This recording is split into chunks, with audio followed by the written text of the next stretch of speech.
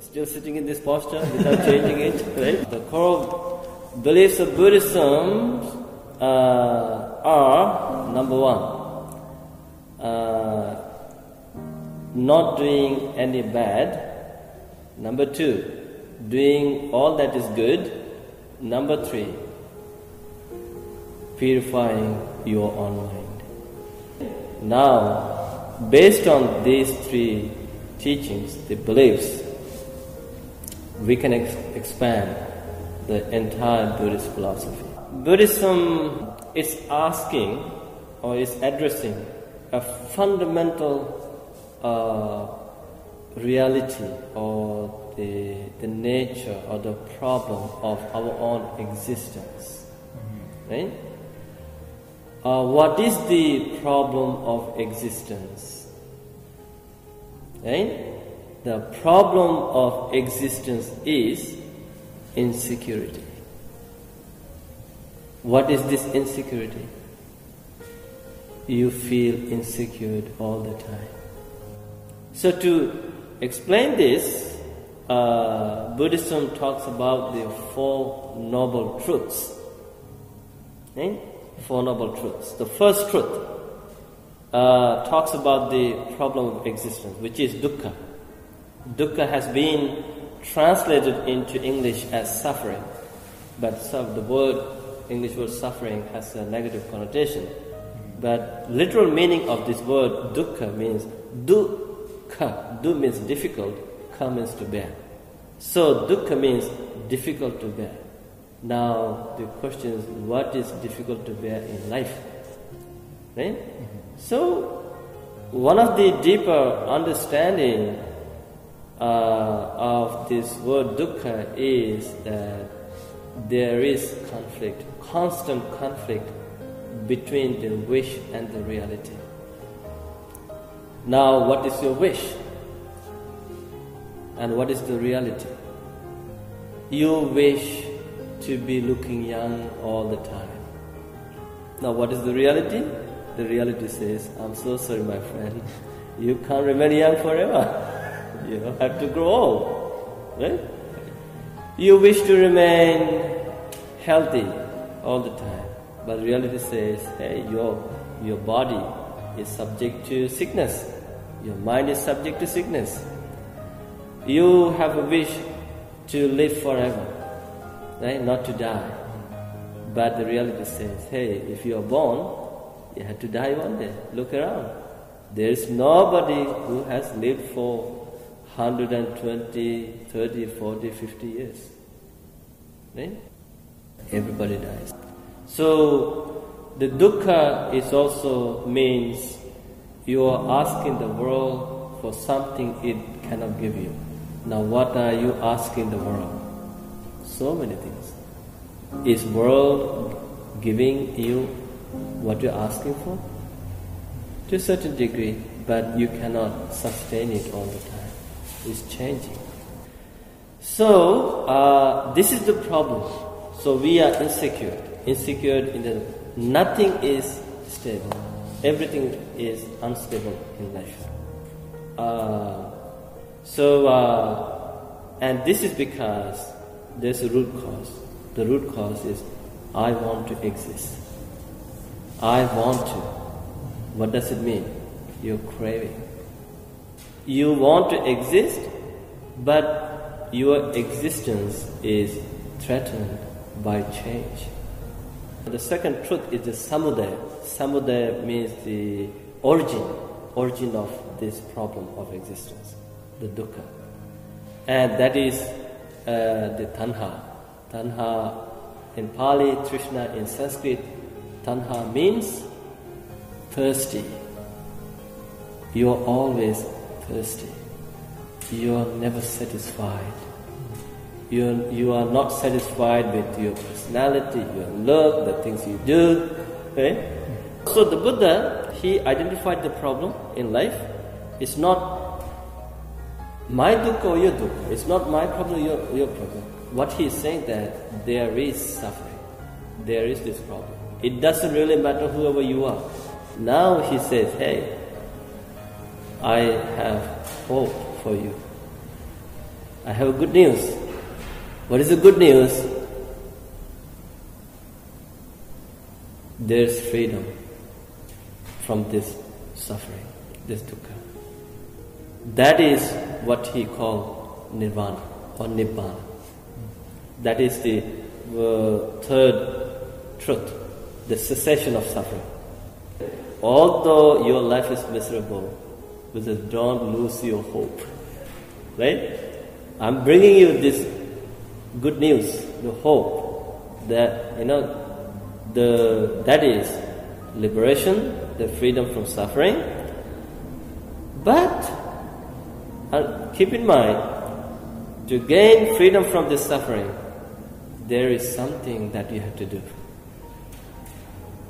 I cannot do it for you. Nobody can do it for you, but you have to do it by yourself.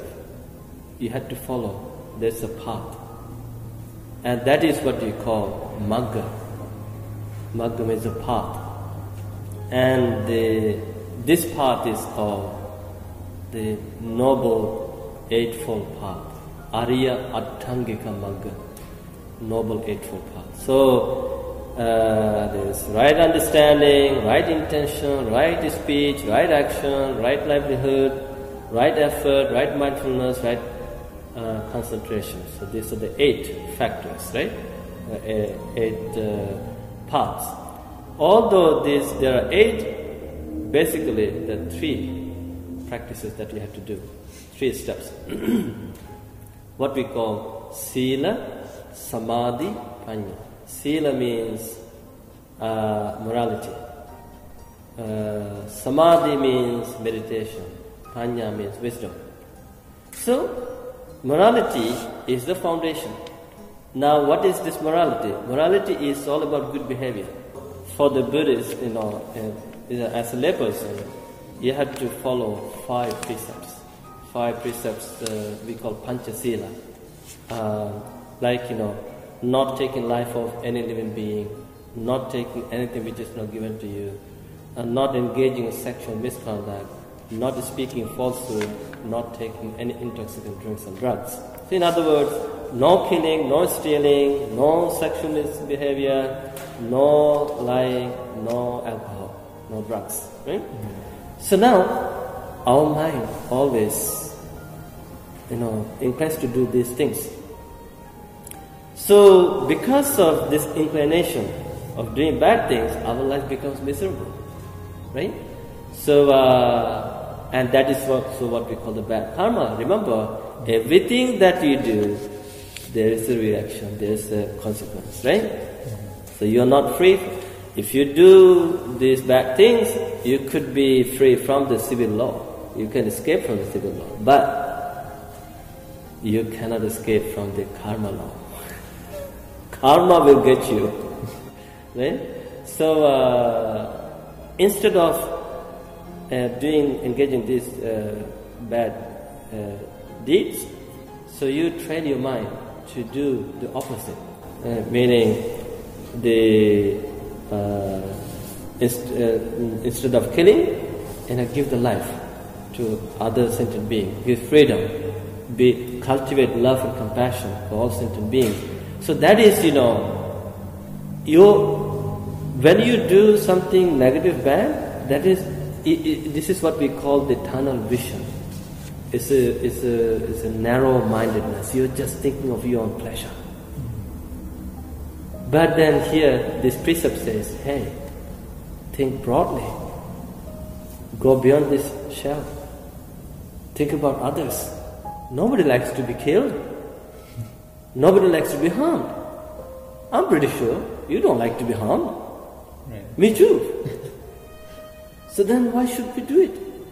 But if we are selfish, we're narrow-minded, then of course we don't really care about you. I don't really care what you think, what you feel. Right? So that is bad. So here Buddha wants you to think broadly. Buddhism is all about thinking broadly. You include all sentient beings into this. So instead of stealing, you practice giving.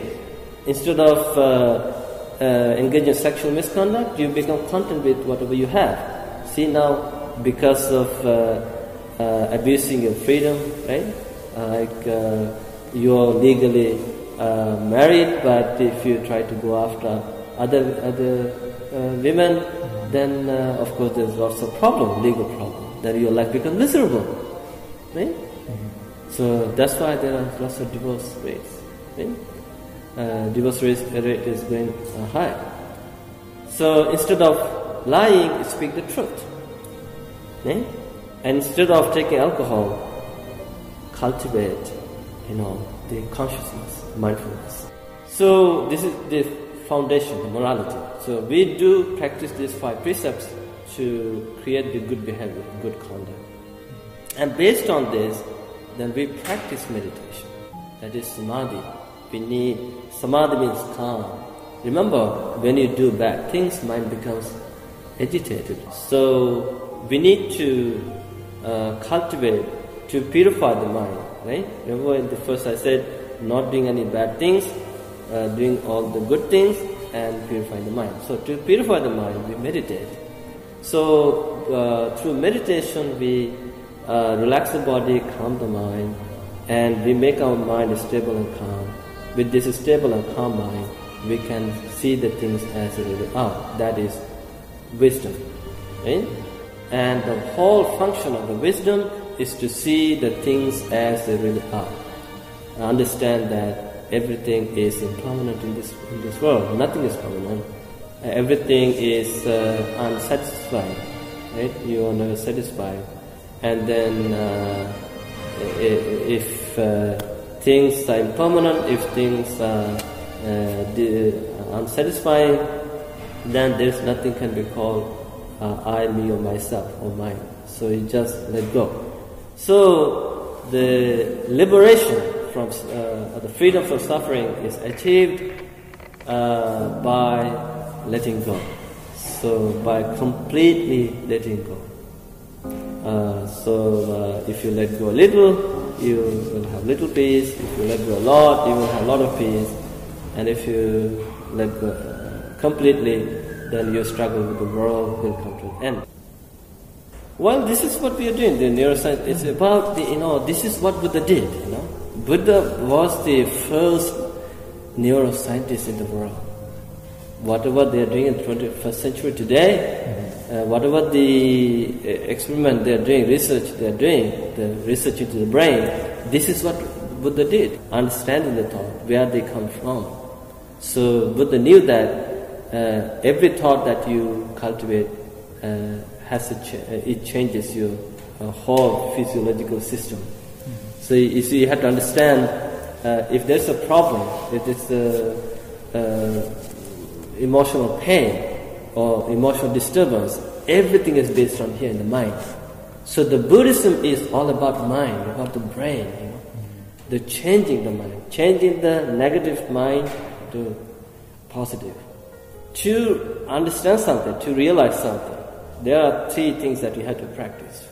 Of course, theoretical knowledge is important. You need to know the theory. You need to have the knowledge on this, right? This is what we call learning. We call pariyatti. In Buddhism, pariyatti means learning, getting the knowledge, or learning the theories. But getting the knowledge is not enough. You have to put the theory into practice, whether it works or not. That is what we call patipatti, right? And by applying the knowledge into practice, from the practice you gain something that is wisdom, understanding, realization. That is what we call pativeda. So now you have to look into this. Okay, I have the knowledge about this. Now I have practiced it to a certain degree. I think I know how it works. But do you really know about it? Do you have good understanding about it? Do you have the deep wisdom about it? So here you need to follow these 3 steps. Learn it, practice it, understand it. I think any academic, any scholar, whoever it is, whatever they want to do, has to apply these three. The academic life, they are just trying to keep everything academic, the secular, right. but they don't give any place to practice their faith. Buddha said this, and Carl Jung also said that later. He said, those who look outside dream, those who look within awaken, enlighten.